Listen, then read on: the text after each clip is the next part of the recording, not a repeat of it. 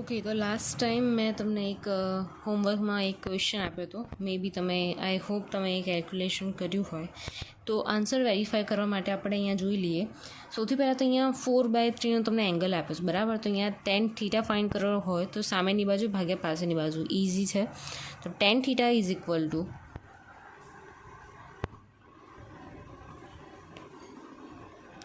tan θ is equal to 4/3. So theta is equal to tan inverse 4/3. થીટાનો answer છે તમારો 53.12 degree. Theta મળી ગયું. હવે આપણે easily moment about A find કરી શકીએ. તો મોમેન્ટ અબાઉટ એ લઈશું સૌથી પહેલાં. તો અહીંયા 500 ન્યૂટનનો ફોર્સ આપ્યો છે, રાઈટ. તો અહીંયા બે કમ્પોનન્ટ પડશે, એક હોરિઝોન્ટલ અને એક વર્ટિકલ. તો અહીંયા થયું કે 500 થીટા એના જોડે છે, એટલે મતલબ અહીંયા કોસ થીટા, અને અહીંયા થીટાની સાથે નથી, તો અહીંયા કયો આવશે 500 સાઇન થીટા, રાઈટ. તો ફર્સ્ટ મોમેન્ટ અબાઉટ એ લઈએ. તો ફર્સ્ટ આ 500 સાઇન માટે લઈ લઈએ ફર્સ્ટ, રાઈટ. તો તમે એ ઉપર થંબ મૂકો છો અને આ જુઓ છો તો કે આ ઉપરની ઉલટી સાઈડ એન્ટી ક્લોકવાઇઝ ફરે છે, ક્લોકવાઇઝની એન્ટી ક્લોકવાઇઝ ફરે છે. તો શું આવશે? Minus sign. તો અહીંયા આવશે માઇનસ 500 સાઇન થીટા. હવે એ 500 સાઇન થીટા અને એ બે વચ્ચેનું ડિસ્ટન્સ કેટલું છે? 250. તો મલ્ટીપ્લાય બાય 250, રાઈટ. હવે નેક્સ્ટ આની માટે લઈએ. તો એ ઉપર તમે થંબ મૂકો છો અને જુઓ છો તો કે આ ક્લોકવાઇઝ જાય છે, રાઈટ. તો આની સાઇન આવશે પ્લસ 500 કોસ થીટા. આનું તમને અહીંયા ડાયમેન્શન આપ્યું છે 100 mm, અહીંયાથી અહીંયા સુધીનું, રાઈટ. તો મલ્ટીપ્લાય બાય 100, રાઈટ. તો આનો આન્સર આવશે માઇનસ 9986.77 પ્લસ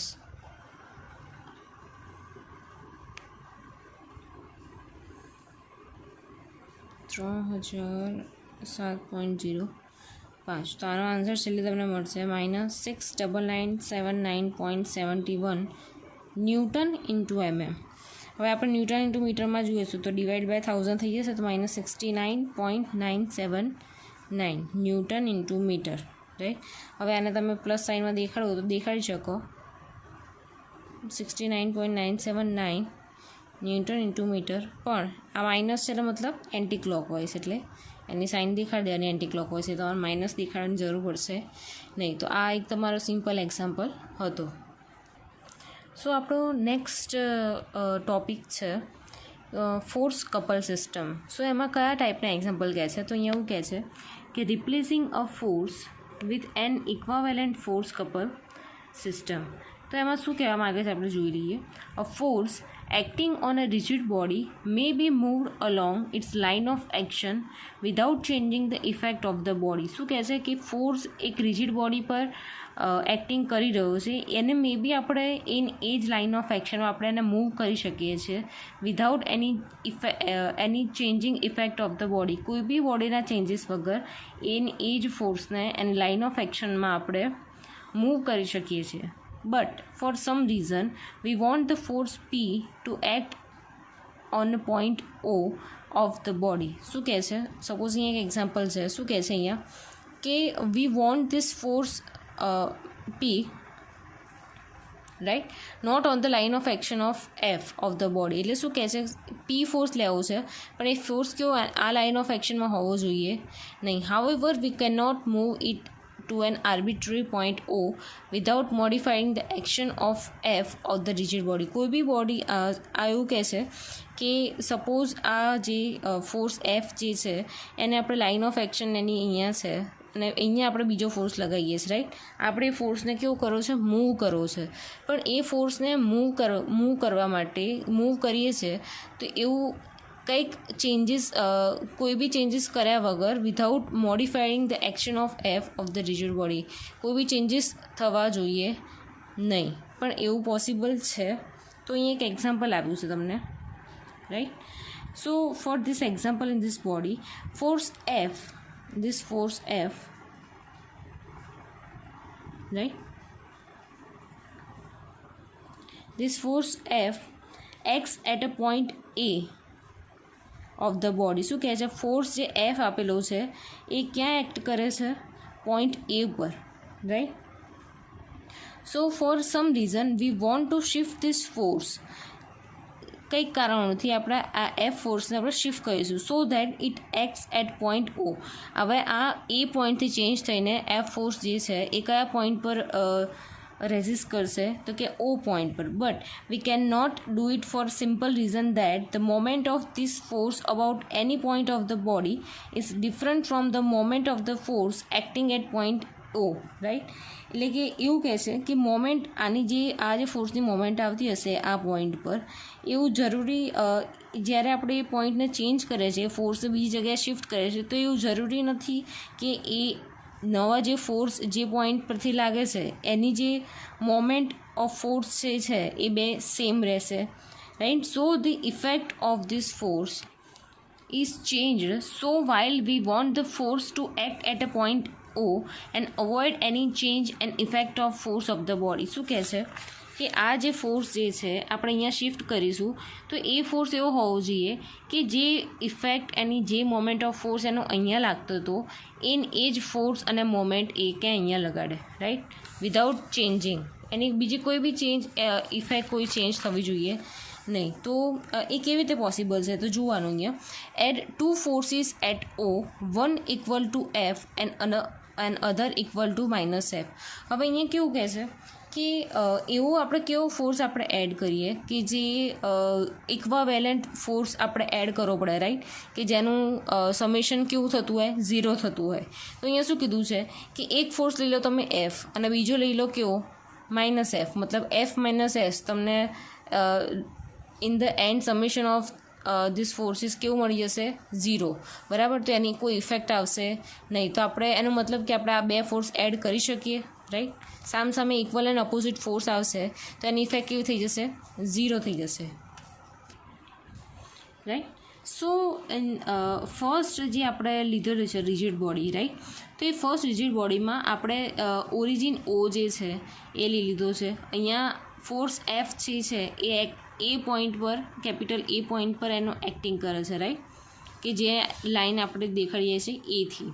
જ્યારે ઓમાંથી પાસ થાય છે એ લાઈન દેખાડીએ છીએ આપણે કેવી, એ ડેશ, રાઈટ, કે જે કેવી છે કે આ જે ફોર્સ આપેલો છે એનાથી એક્ઝેક્ટ પેરેલલ સાઈડ છે એટલે એને એથી શું નામ આપી દીધું, એ dash.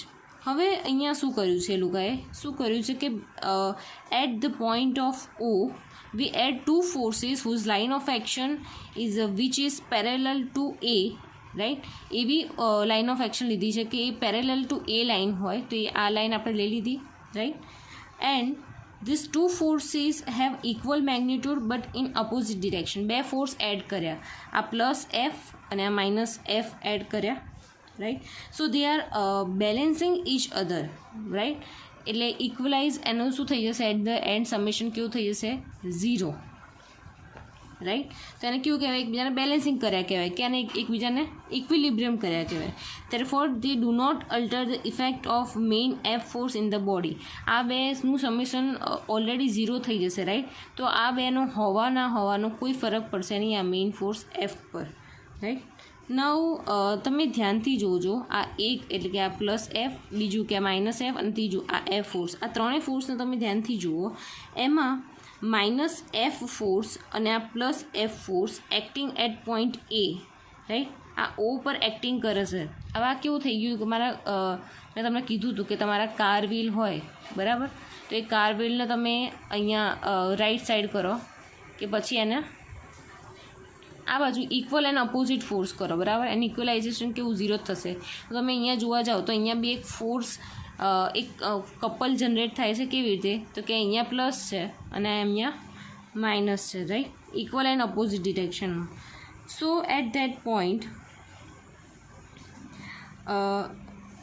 this in which minus f force acting at point O and f force acting at point A points are forming a couple. આ એક કપલ જનરેટ કરે છે, right. Now you have a force F, right. આ બે couple generate કરશે એટલે આપણે આ બેને આપણે 0 કન્સિડર કરી શકીએ, રાઈટ. તો આપણી પાસે વધુ કયો ફોર્સ એફ. તો આ એફ ફોર્સ ક્યાં આવી ગયો, આ ઓ પોઈન્ટ પર આવી ગયો જ્યાં આપણે લાવવા એને માગતા હતા. અહીંયાથી હટાઈને અહીંયાથી રિપ્લેસ કરીને ફોર્સ ક્યાં આવી ગયો, ઓની ઉપર, સિમ્પલ થઈ ગયું. તેને શું કહેવાય? Force couple system, right.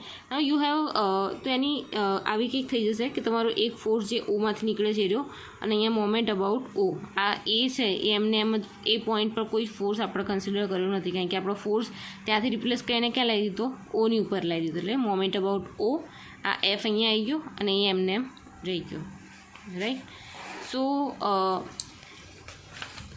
તમારી જોડે શું થઈ ગયું? ફોર્સ એફ થઈ ગયો ઓ પોઈન્ટ પર, અને એ થઈ ગયો. તો એ કપલ ઓફ મોમેન્ટનું ઇક્વેશન શું થશે? Force multiply by its perpendicular distance D, right. અહીંયા એક ખાસ નોટ યાદ રાખવાની છે. If any force F acting on a rigid body can be move to an arbitrary point O provided that the couple is added whose moment is equal to the moment of force F about A. શું કહે છે કે કોઈ બી origin point ઓ આપણે કોઈ બી force જે છે એના સેમ લાઇન ઓફ એક્શનમાં એને ચેન્જ કરવું હોય તો આપણે એમાં ખાસ કરીને આપણે એનું જે કપલની જે છે ઇક્વલ એન્ડ અપોઝિટ, રાઈટ, એ આપણે એડ કરી શકીએ છીએ કે જેની આપણે મોમેન્ટ કેવી થઈ જશે? 0. Moment whose moment is equal to the moment of force F about A. એને એવી રીતે કન્સિડર કરવાની કે એની લાસ્ટમાં મોમેન્ટ ઓફ અબાઉટ એ થઈ જાય, રાઈટ. તો અહીંયા સિમ્પલ હતું કે આપણે ફોર્સ એક જગ્યાએથી રિપ્લેસ કરીને બીજી જગ્યાએ લઈ ગયા without any change of rigid body, right. અહીંયાનું એક્ઝામ્પલ જોઈ લઈએ આપણે. એ a force 3.2 kilonewton, right. So force 3.2 kilonewton act on the adjustable boom A, B, C shown in figure. Replace the force P. આ જે ફોર્સ પી જે છે એ replace કરવાનો છે. પી ફોર્સ આપ્યો છે એટ સી પોઈન્ટ પર, એ રિપ્લેસ કોનાથી કરવાનો છે? Equivalent force couple system. પહેલાં એને એની સાથે રિપ્લેસ કરવાનું છે, પછી એને બી સાથે રિપ્લેસ કરવાનું છે. ફર્સ્ટ આપણે કેસ લઈ લઈએ. First case at A point, right. First A point પર આપણે ફાઇન્ડ કરી લઈએ, રાઈટ. સો પહેલાં શું ફાઇન્ડ આઉટ કરવું પડશે? એનું એમ એ અને R A, moment about A, અને આર એ શું છે? તો કે move P parallel to this point A, right.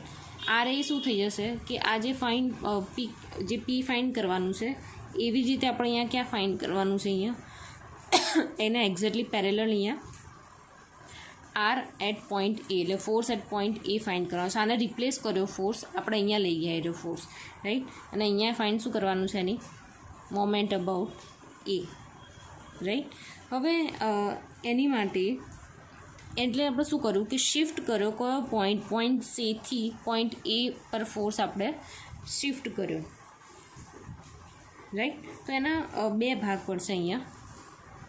અહીંયા ફોર્સ પી આપેલું છે તો બીના બે પાર્ટ પડે ઓલવેઝ.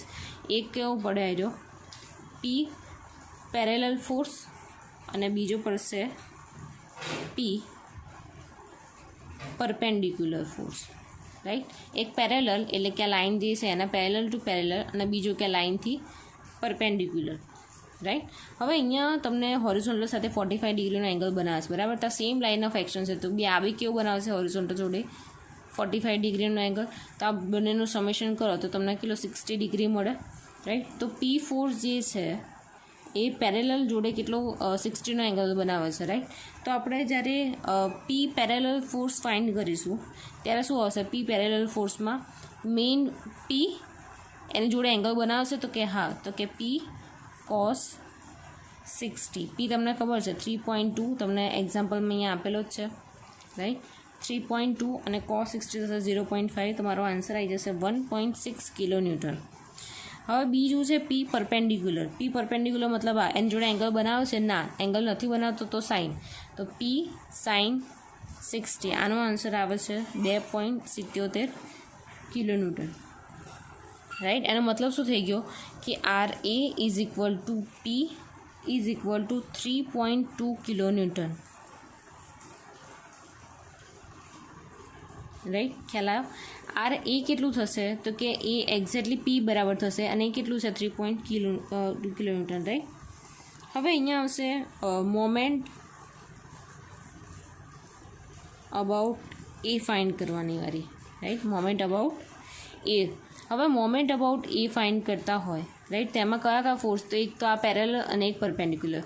હવે moment about A force find કરશો તો એની સેમ લાઇન ઓફ એક્શનમાં પી પેરેલલ ફોર્સ આવે છે, મતલબ એની સેમ લાઇન ઓફ એક્શનમાં હોય તો બધા ફોર્સ કેવા થઈ જાય, 0 થઈ જાય. તો એ 0 થઈ ગયો. હવે બાકી કયો હતો, પી પરપેન્ડિક્યુલર. તો કે અહીંયા P perpendicular, right, force multiply by જ્યાંથી મોમેન્ટ ફાઇન્ડ કરે છે ત્યાંથી જે ફોર્સ આપ્યો છે એ બે વચ્ચેનું ડિસ્ટન્સ. તો 2.4 પ્લસ 3 કરીએ તો આપણને કેટલું મળે, 5.4. તે મલ્ટીપ્લાય બાય 5.4. પી પરપેન્ડિક્યુલરનું આપણને ખબર છે 2.77 મલ્ટીપ્લાય બાય 5.4. તમને લાસ્ટમાં આન્સર મળશે 15 કિલોન્યુટન ઇન્ટુ મીટર. પ્લસમાં આન્સર આવ્યો, મતલબ કેવું થઈ ગયું, આ ક્લોકવાઇઝ. તો આપણો ફર્સ્ટ કેસ બધી ગયો છે, રાઈટ. સેકન્ડ કેસમાં શું કીધું છે કે સેકન્ડ કે જે સેકન્ડ છે એનો મતલબ શું થઈ ગયો કે આ સેમ ફોર્સ અહીંયા બી થશે, same to same force, right. અહીંયા શું થશે, આર બી, આ જે પી ફોર્સ હતો એવો સેમ ટુ સેમ પેરેલલ અહીંયા શિફ્ટ થઈ જશે કે જે હોરિઝોન્ટલ જોડે કેટલો એંગલ બનાવતો હશે, 15નો, રાઈટ. તો R B is equal to P is equal to 3.2 kilonewton, right.